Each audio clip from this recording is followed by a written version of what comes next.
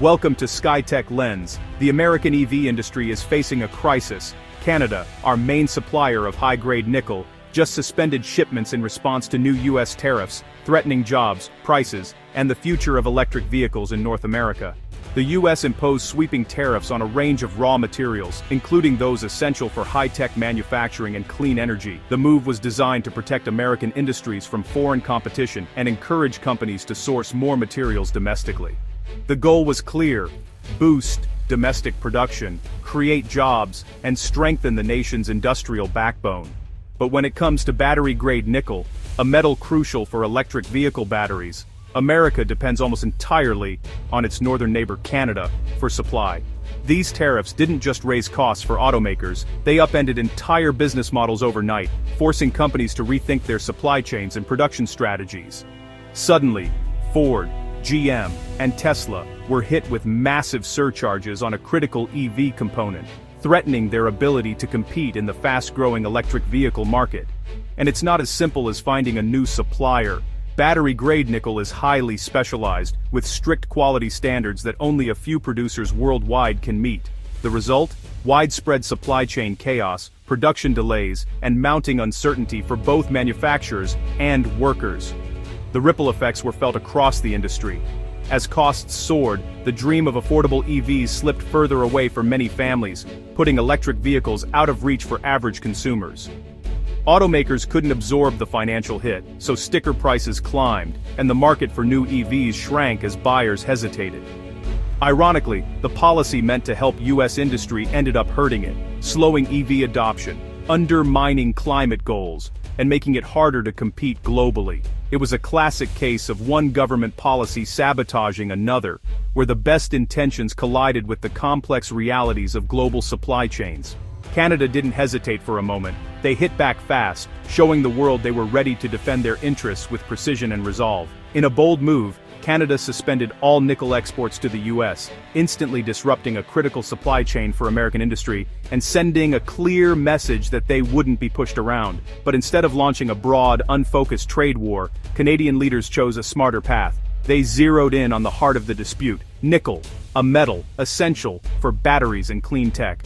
At home, Canada rolled out new incentives for domestic nickel processing, encouraging companies to invest in refining and manufacturing within the country. The goal was to keep more of the value chain at home, creating jobs and boosting local economies.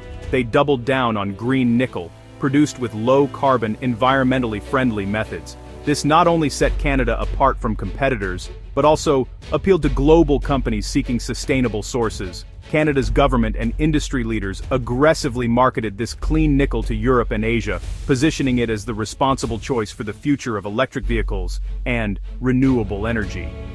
Trade ministers moved quickly, forging new deals with battery giants in South Korea and Japan, companies like LG Chem, SK On, and Panasonic, ensuring Canadian nickel would power the next generation of batteries.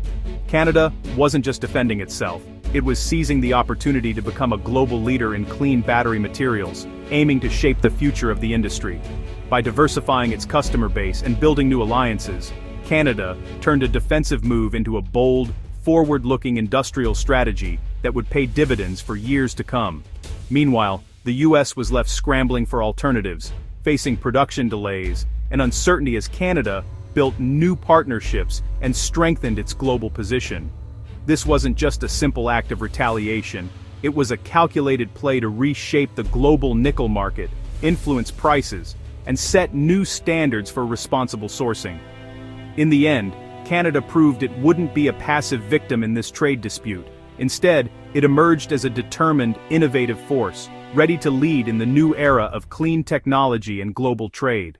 While the US and Canada clashed, Europe introduced strict carbon taxes on imports. Suddenly, green nickel became a prized commodity. Canada's clean, hydro-powered nickel sailed through, while dirtier sources faced penalties. European automakers now needed Canadian nickel to stay competitive.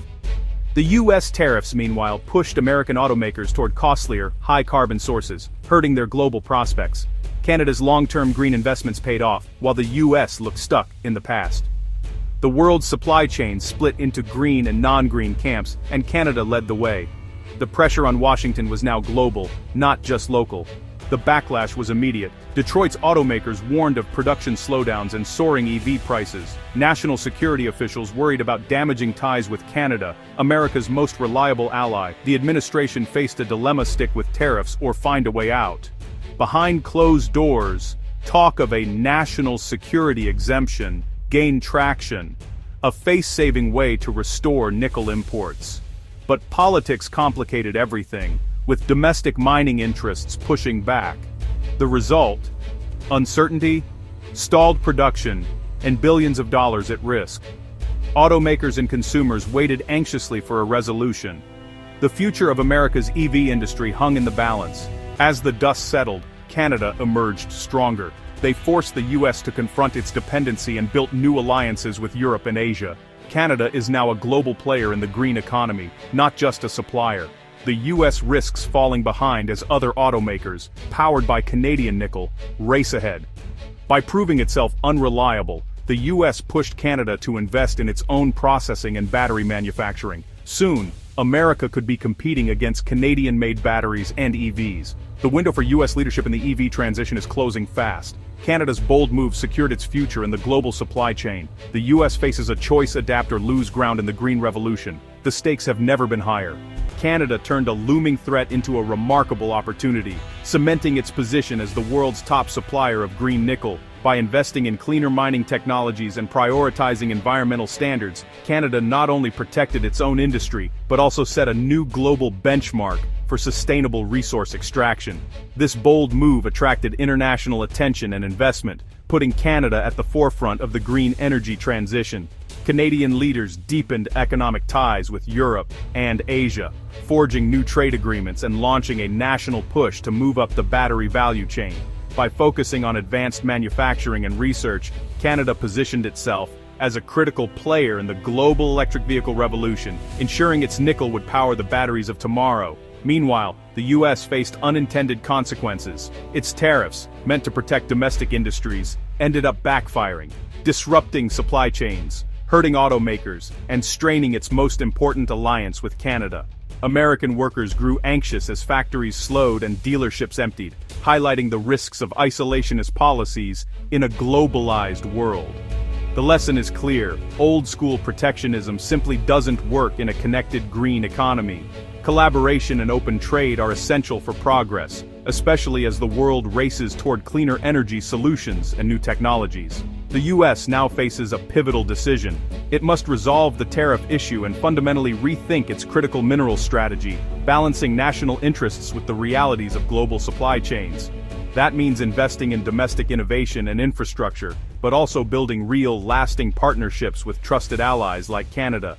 Only through cooperation can the US secure its place in the future of clean energy. America stands at a crossroads. One path leads to more protectionism and instability, while the other offers smart collaboration and a real shot at EV leadership on the world stage. The choice made today will shape the future of US manufacturing, its workforce, and its place in the rapidly evolving new energy economy for decades to come. The clock is ticking, and the world isn't waiting. Other nations are moving fast, forging alliances and investing in the technologies of tomorrow.